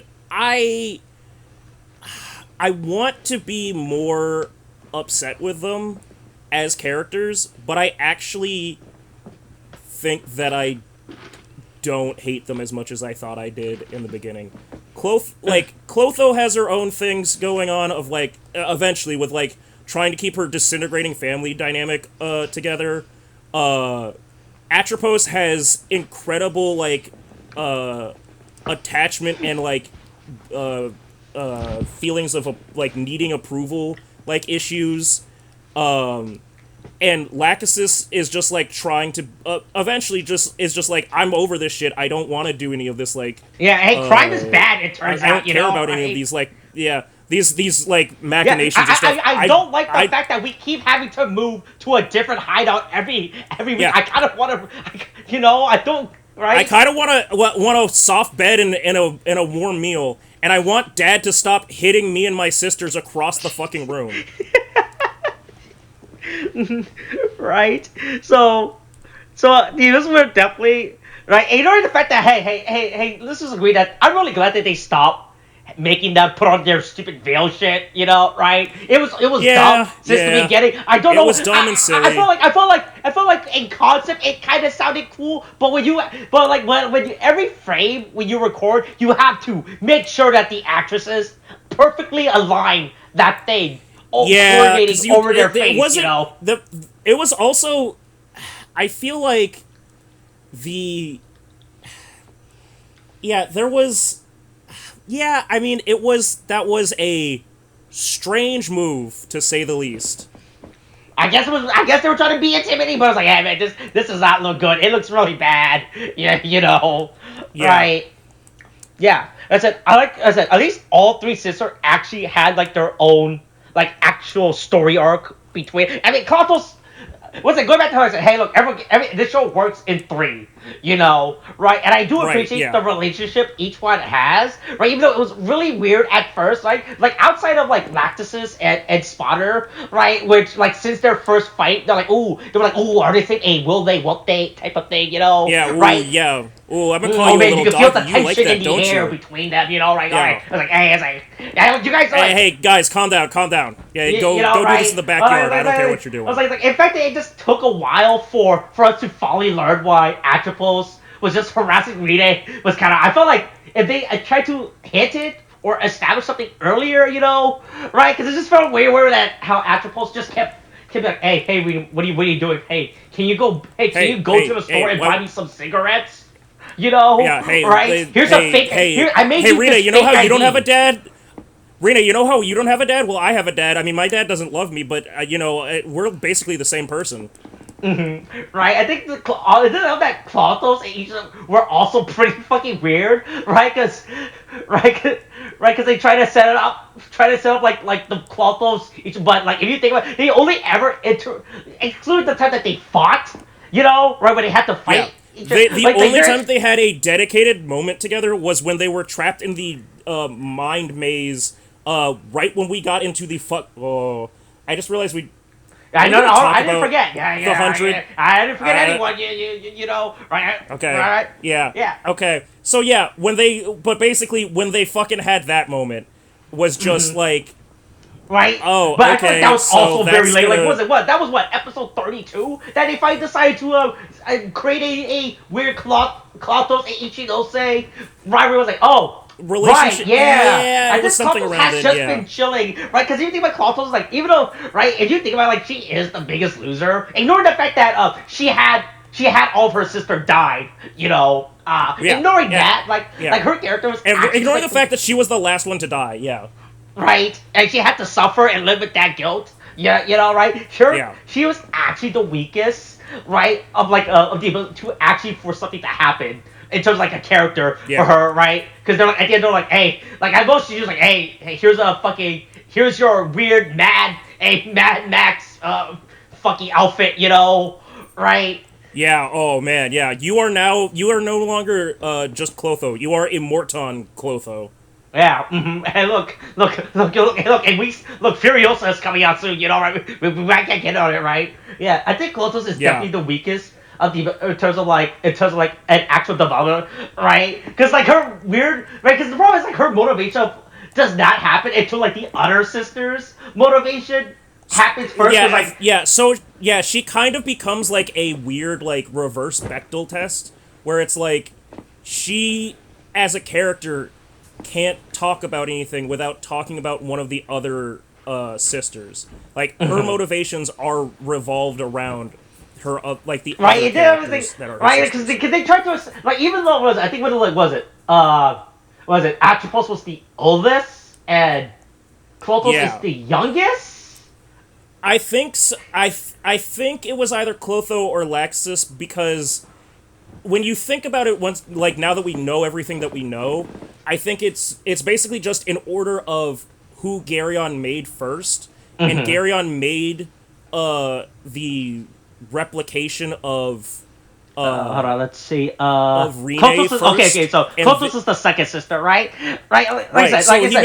He made Atropos first from copying Rinne. Then he made from copying Rinne as a child, and then he made Clotho from copying somebody else. Maybe he made Clotho to like. Oh wait, oh wait, like, to protect did you not know Atropos about Clotos's origin or something? Holy shit! Oh my god, it turns out Clotos was just a dead girl who overworked herself. Oh, that was her source. It's explained once again in the side media. Right, it's not even right. Unlike the other two, unlike when Atropos and Lactus went in the show, who they explained how they came to be. Clotos was explained in an off media bit. Yeah. Right, it's like I said, if Clotos was more of had her character be like, hey man, hey guys, stop fighting, well, we're family, right? Like established that way earlier on. She's like, hey, she really just loves her family, It's like, hey guys, we gotta stop fighting. It isn't until Lachesis decides to leave and Clotho becomes like an abusive family relationship where it's like, no, you have to come back, or else Dad's gonna hit me. Once you left, the pain started coming to me. It's like, yeah, that's not my problem. I'm choosing to live. Like, when you think about it, the Garyon situation is very fucked simply on a parallel to actual domestic abuse issues, sort of thing. Mm-hmm. Right. Yeah. So that's how I feel about Clotos. I think Clotos is definitely the weakest sister to the story. Atropos and are at least established enough when they show with their motivations, right? Yeah. All right, Tariq. So I say the best for last, right? I say the, we're almost at the end, As I said it, and I was talking about it as we were talking about Clotho. I like a flash of a memory long past. I was reminded there's one other factor in this, one other faction that we have yet to address. Oh man, hey, but at least this is a glorious faction. This glorious memory that just lives, that will always live in your memory. It will always live in my memory, and I will never forget it, and I will never forget what we could have had, what we could have been, which was a glorious shining diamond in the rough. Right? Hey, yeah, Kaguya Quartz, ho-oh, Kaguya Quartz, aka Kamen Rider Legend, aka Kamen Rider Legendary Legend, an absolute and his trusty sidekick Butler, in the probably two of the greatest meme characters of all time across all of Kamen Rider, and I hope that they never leave us as characters. Right. I think it goes back to production, right? I felt like Legend was purely created as a backup, right, in the show in case if they realize, fuck man, these kids aren't buying the Chemy cards or whatever the fuck. But you know what, kids? Well, but the thing is, right? We had because we had those what were there were some kind of leaks that were like, hey guys, I work in a Chinese sweatshop and I think we're getting Decade 2 again. Decade's coming back in some way. And that person wasn't entirely wrong for that assumption based off of what they saw. Right. Yeah, I just feel like his entire existence is so... Like, going back to man, we didn't... Ignoring the fact that how within the show, they actually dedicated a bit to the fucking outsider bullshit, Right? That makes no sense with the show's fucking narrative. Oh, and it doesn't fucking help. The Zane showing up fucking broke us. I think we really need to, acknowledge that we all went through I don't understand all these fucking... A jump scare happened. Legend should have just been this external media character, right? And he should never interacted or been... In fact, we took 2 episodes out of the show, just for his fucking adventures, which by the end of it means absolutely nothing, right? Because I don't think the characters know who the fuck Arc is, what the fuck's an arc? Oh, 100%. AI. What is an arc? Who are all of the... What do you mean there's Kamen Riders in other worlds? What are these other people? I don't understand. Yeah. Right, like isn't like they should have really just kept like listen. I don't know what the fuck Toei's trying to plan to do with Legend. I don't know if he's actually supposed to be like this new generation DK where you know, like in Gab, you know, we're gonna get like a weird like halfway throughout Gab. I mean, Hey, I'm guess who's okay back? with that. Hey, we can't keep hiring what's his face Masahiro what's the Inoue. fucking actor. Yeah. Yeah, we can't. He's gotta. At some point, he's gotta go do something fucking else. He's got money that he's owed. Okay, right? He's gotta get that shit settled. Right. Yeah. Right. It's just very like, how they like. I think he was completely fine of being a like this weird character that exists within the external media data show. You know, right? Like, we don't need him within the main show. That's his fun little bit, you know? Right? That was fun, right? Yeah. His 2 episodes literally could have just been released as a Toei Tokusatsu fan club. Fucking bullshit, Right. you know? Right? Well, why are we taking Yeah. out actual episodes airtime dedicated to this weird fucking But weird again, side quest? even then, right? Post Garyon and before when we were in the post Garyon, pre the rest of the other Abyssalisk Kings. Legend's entire thing was a welcome reprieve. We had structure, we had focus, we had just an entirely different kind of show, and it worked. It worked. We might not have felt like it was the best plot, but it was a plot when we had none and we were fucking directionless. He's not. Look, I'm not saying that fuck. Legend was, the... God, how do I put this? Legend wasn't a step Kamen Rider. He was the Kamen Rider that stepped up, okay? He got things done. Right? Going back to like, hey man, remember the second story arc posted before Daybreak? He was just in the post and everyone was like, man, why the fuck is he here? Yeah. Why do you keep bringing up this guy? Why do you keep bringing up this guy? We've already done this. What are you doing? We thought he was a one-off bit, you know? Yeah. Stop showing us him. They're scaring us. Is he actually going to be in the main show? You know? Like, well, what's up with that? Right? But yeah, I'm perfectly fine with Legend as a character exists to be like this weird new generation decayed, like legacy, like forever anniversary character. Be like, hey, here's our big Kamen Rider meta story, you know, right? Yeah. Hey, man, hey, can you go hang out with Zane next? You know? Can you, can you find out tell us which side we're supposed to be on now and outside? Because I don't know who's the good guy and who's the bad guy anymore. Are the bad guys again, or are the bad guys the good guys still? I don't understand.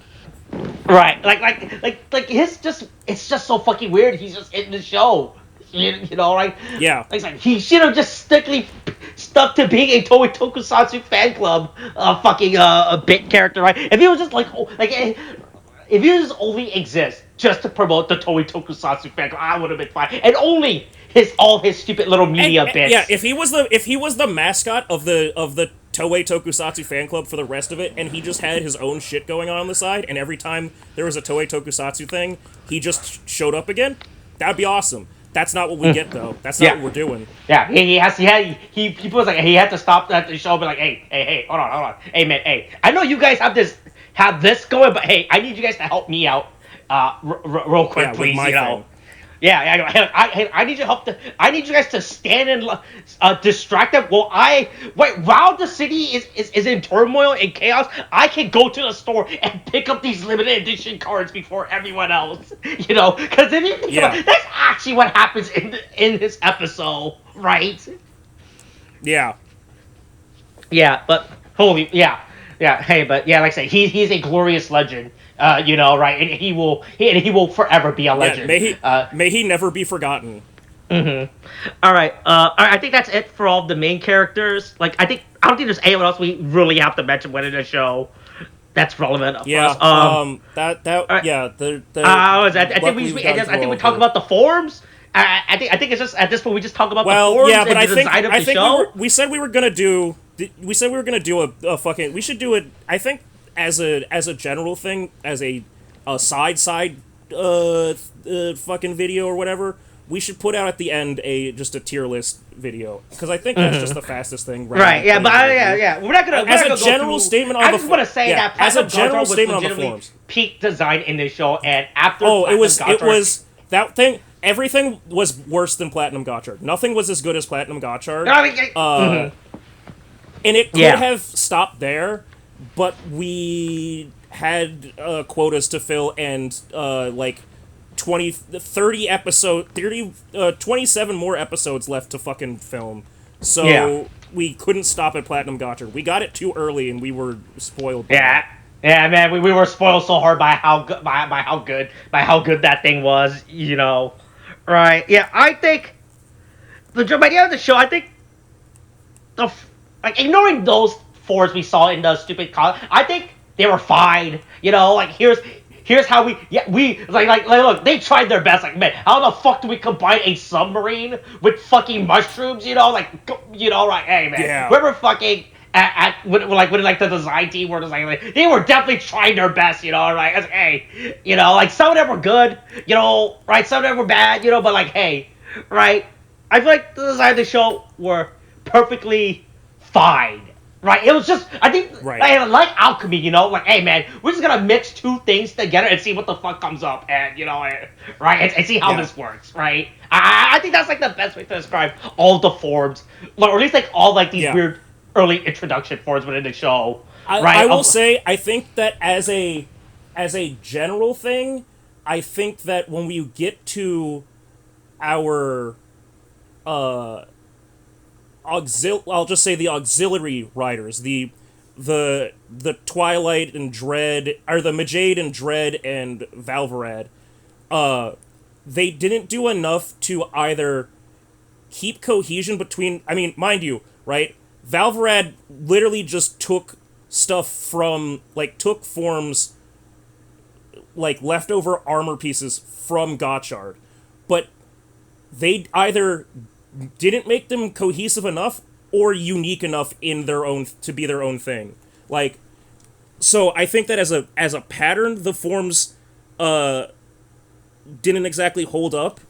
And there were also a lot of forms that I think we talked about where it was they only designed the top half. They just left the bottom half to be fuck it, it's pants. Mm-hmm. Right. Yeah. Exactly. Yeah, so I say, I think, Gotchard swords were really fucking, and look, I think it also didn't help that I feel like they spent all their budgets, you know, on Gotcha's forms, right? To the point where they realized they couldn't even produce their own in-house files for models, and they had to go to a fucking college. Hey, guess what? Hey, who wants extra credit this quarter? You know, right? Hey, who knows how to use Blender? Right? Yeah. Who here can understand what the fuck source filmmakers and animate some models for us? You know, right? If just one of you can fucking give me a 3D model, I will give you a fucking B+. You will sail through this fucking class. Right? It's the Gotchard forms were extremely over too much by the end of the show, right? And it definitely affected it affected the rest of the cast, you know. I feel like they got after they because I assumed Legend and Gotchard and probably Dread were the earliest that they designed. Definitely Dread were definitely the first ones where they because Dread's design is just so fucking good by itself, you know. And it's also again, this goes back to what I was saying. You don't realize that when you look at it, because Dread is pretty monochromatic in terms of its color palette, but there are parts of the armor that are directly taken to be a mirror of Gotchard, and then with the exception of Valvarad, because they literally took the exact Valvarad was such a fucking afterthought that they put his transformation device in with the transformation device for Fire Gotchard. Right, it almost felt like Valvarad was never planned to be a thing. They were really dead set on making having having Spada be the common, hey, the common senshi, not the Kamen Rider, right? No. Just like he was like Yeah. definitely supposed to be like his own, but then he realized, oh man, this guy keeps losing. Fuck, we gotta, and we should probably give him some W's now, right? Yeah. Maybe at this point it's bullying. Right, but yeah, I think that's the farm. Candy cards, hey, kids love trading cards. Hey, collect them all, 'Cause not only can you collect them all, but collect them all multiple times in shiny in new various variants. forms.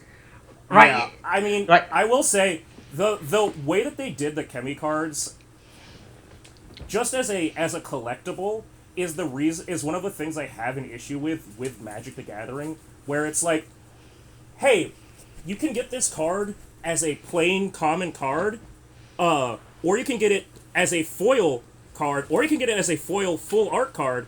It's 3 of the same card in different forms. But at least with Magic, they release new cards, every time. But I'm just saying, but I'm just saying, like, and then it becomes like, but you still wind up with something where you go, oh, cool, I'll buy the common card, and then you look at it and go, oh, this common card, like this unfoil, full art card is still worth like $45 because it's just a fucking good card, and it's the fact of the matter is the rarity that they made it has nothing to do with it. It's just the same value of the card. Fucking insane. Yeah. Okay. So yeah. As far as transformation devices go, like being the trinkets of the season, hey, look, it's like we said with a lot of things, there's a tried and true formula.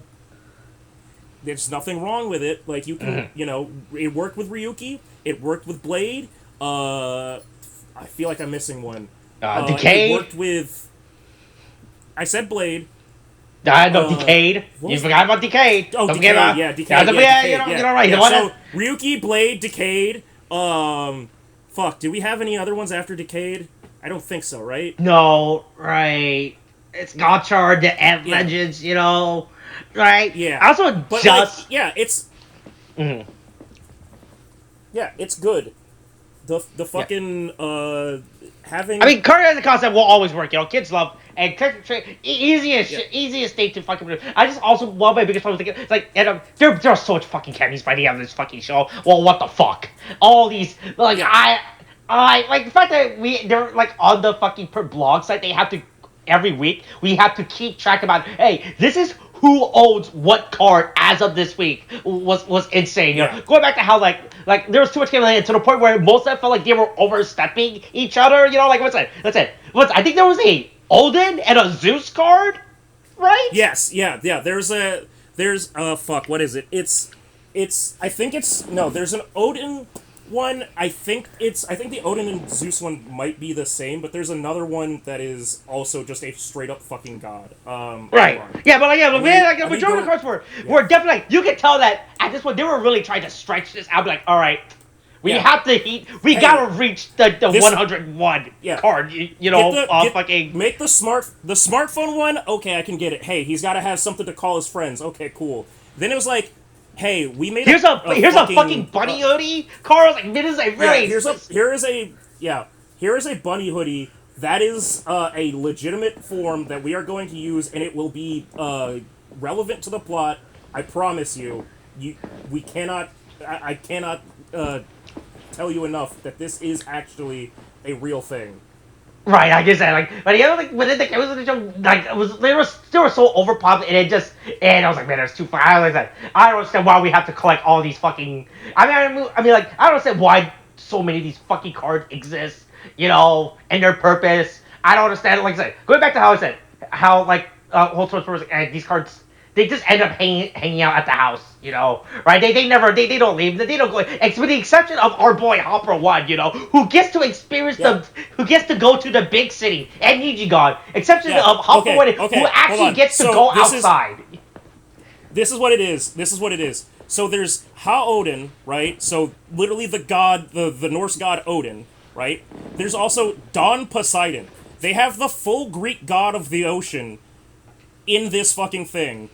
And he is he's a level 9. Odin is a 7, which is on...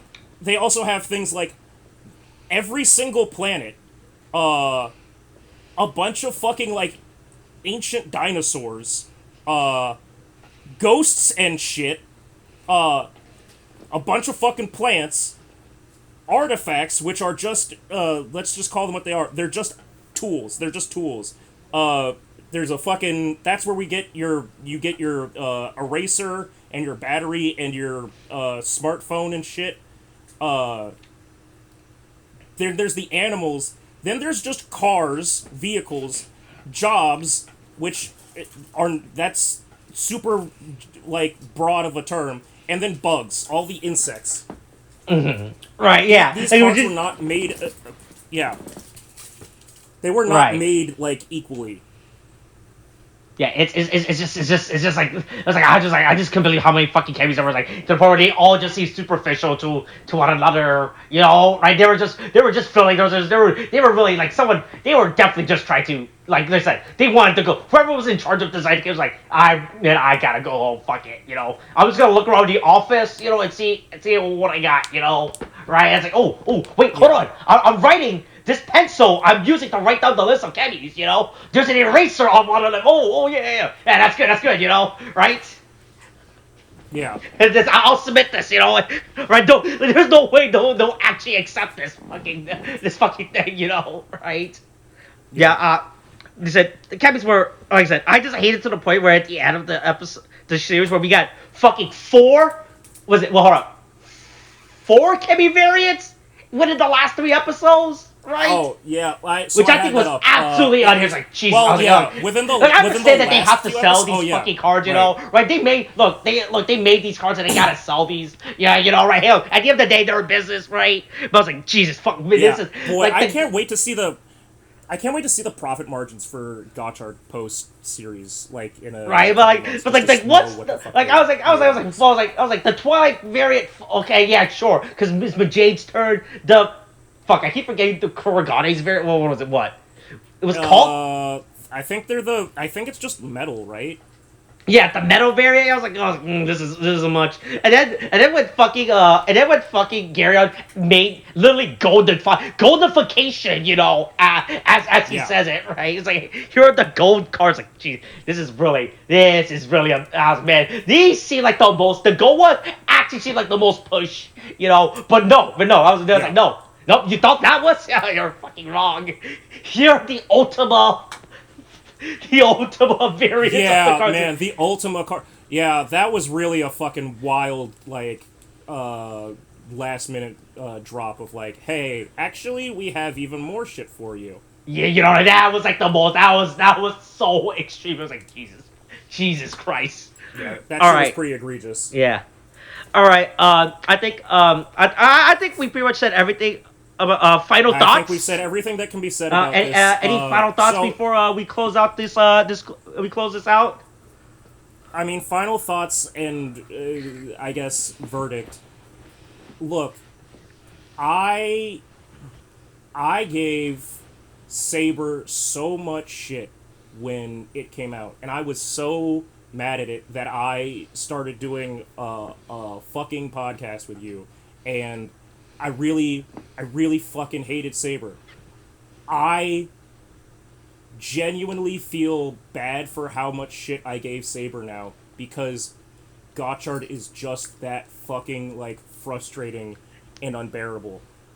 Mm-hmm. It's also really crazy when you think about how Saber was made when we were still during in COVID. Yeah. Right? Yeah. If I knew, knowing what I know now about how those two shows would go and under what circumstances they would be, like, fully made, I would be much nicer to Saber in terms of what it, like, was going through. Saber was going through some shit. Gotchard just was some shit. I hate this show. This was a bad show. It's made me doubt my entire appreciation of the Kamen Rider fandom in an entirely different way than I thought I could. And yeah, it was a bad time, man. This was a bad time. Right. It's just like what I was saying at the beginning, right? It's like I don't need every Kamen Rider season. I like right for some To reason be the dark, entire yeah, we don't need. Yeah, like for some reason the entire Western tokusatsu cannot get over the fact that they're watching a show that's made for literal children, right? right. Right? Like, so Yeah, I don't need every because there season to be were. like I some mean, weird, dark, episodic, serialized. Like this is a hey, you can only understand Kamen Rider. It takes a person with a high IQ, to understand Kamen Rider, right? Like, I don't well, I need mean, it's every like. I mean, season to here's the be thing, right? It's Kamen right. Rider exists in the same, and there's a reason why I keep making these comparisons. Kamen Rider exists in the same um, uh, how to put it, like anthology franchise sort of like media as like Gundam, where Gundam is a franchise that is overarching. It is not just one simple thing that means the same thing like in every season that it has.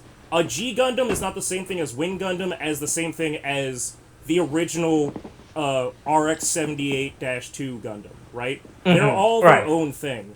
You have to like give those things their space to just be their own thing. Some of them you're gonna like more than others because they are, in you. There are things that you will like about certain ones more than others because they have aspects that you like. But that also means that there are going to be some that you don't like because they don't have what you want. That being said, we've got to be honest with ourselves and say bad shows are bad shows. This doesn't fucking work. Right. Yeah, I was I'm gonna say, sorry. right? I have better things to do with my life. Like, Mm-hmm. as much as I really like, as much as I love Iron Blooded Orphans, Iron Blooded Orphans has some very valid complaints to have about it. Witch for Mercury was a very good show. The ending left some things to be desired, let's just say. G Gundam is a fucking insane wild ride with a goddamn Gundam that turns into a fish. And a Gundam called Tequila Gundam representing Neo Mexico. Okay? They're not all built the same. This is your Neo Mexico. This is your Tequila Gundam. This is your giant flying like fuck, I don't even remember what I swear to God, I know Neo Mexico in G Gundam was not on a giant floating sombrero, but if you told me that they put the entire country of Mexico in space and said it's Neo Mexico and they just built it on a colony that was shaped like a sombrero in G Gundam, I would believe you. That is the kind of thing that it is. It's like, yeah, so like my final was, like I said, I don't need every card to be dark, serialized, episodic. Like, it's fine to have a fun season, right? It's like, cause like that's what the current Sentai Bon Booger is like. There was like no like Bon Booger is literally just like a campy, fun, basic Sentai right now. Like it's nothing. Yeah. It's not like what last year. It's like right, and Which, it's definitely well, not but the made thing is- for me. Right, Right, but the thing is, you can do campy and you can have just be, a silly thing. The problem is you get Right, a yeah. King Oger. I mean, not a King Oger. You get a Dawn Brothers or a right. No, that's what I'm trying to I say. mean, Like, I this wasn't- show is just really where it's- yeah. incoherent and lost within itself of what it's trying to do by the end of it, right? Like, Yeah. like I said, going back to how we said at the beginning, there were 3 writers on this show, and like I said, I felt like they literally met up. Like, they all met up like once every other month to compare story. And be like, all right, let's take what we each got, and send that to Toei. See how we can put this. Yeah, see how we can put this together. Yeah. Right. It's like I said, like, man, like, it's just, it doesn't know what this show was. Right, going back to, like, when you read the production blog, right, and you read what the producers say, yeah, this is what the theme of the show is, and then when you go to the next line, and I think it's, like, by the other producer, or not the other producer, the other, right, do you have the appearance of the producer, yeah, this is what the show is, and then you get the writer who's like, no, this is what the show, Kamen Rider Gotchard is like, it's supposed to be, it's like homework, right? That? Yeah, Right, I was it's homework. But then you're like, what the fuck does it's any of taking this me a lot mean? of work to put it all together. Right? I'm just so confused by what Gotchard is supposed to be, right? Yeah. All right, I guess we should end this with our rating of the show, Yeah. Yeah. Right.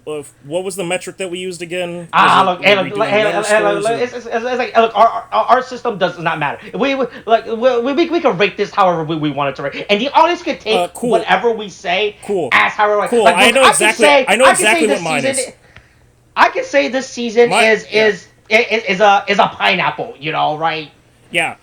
Okay. Here's mine. It's a D minus because I'm saying it's a fucking D minus. Not it's not.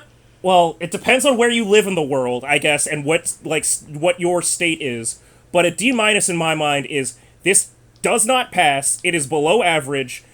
I'm not gonna tell you exactly the numerical value that it is. But there's a number of factors here that bother me about this, and you just need to do better. You just need to fucking do better.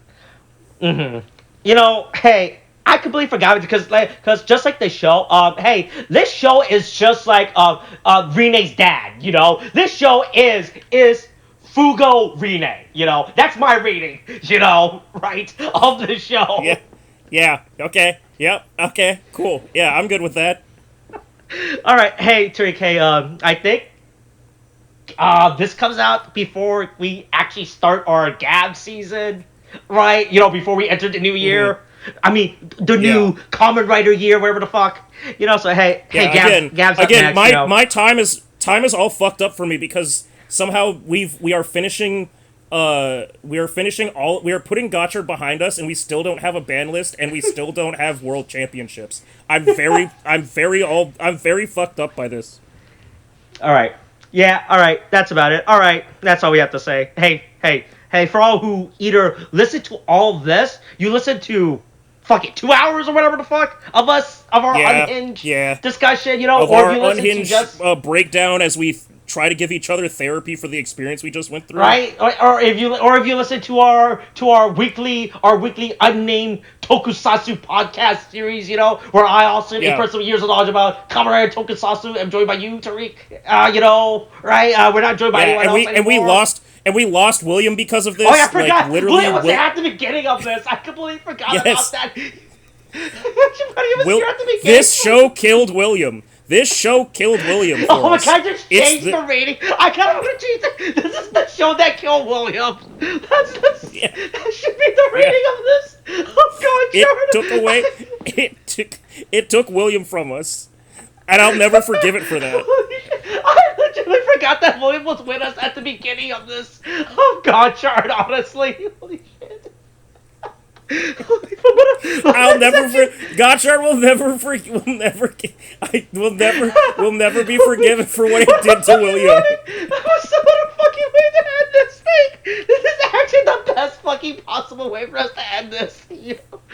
Holy fuck. For William, we will get vengeance. Alright. Okay, thanks, bye.